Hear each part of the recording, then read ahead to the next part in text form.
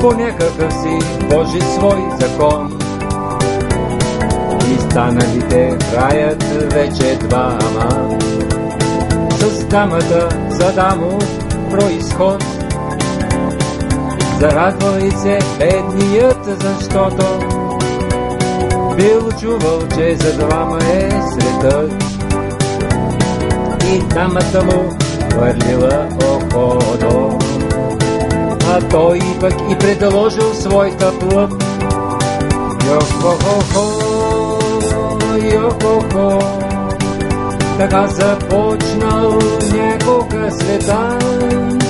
Йо-хо-хо-хо, йо-хо-хо, така започнал някога света. Но ето, че по Божите закони оказала се връзката им грях. И Господ Бог решил да ги прогони, и раят отлетял далеч от тях. А Ева и до днес, защо не зная, Адам упреква подходящ момент. Защо бил той сменил глупакът рая с някакъв си прост апартамент? Йо-хо-хо-хо, йо-хо-хо, с някакъв си прост апартамент. Йо-хо-хо-хо, йо-хо-хо, с някакъв си прост апартамент. Засяга Ева брачната верига, макар че тя изобщо си тежи.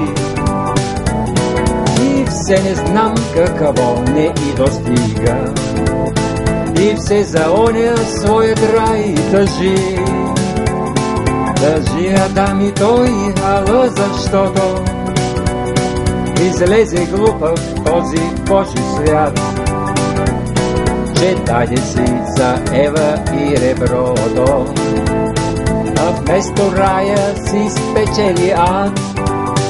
Йо-хо-хо-хо, йо-хо-хо, финалът е на всички ни познат. Йо-хо-хо-хо, йо-хо-хо, финалът е на всички ни познат.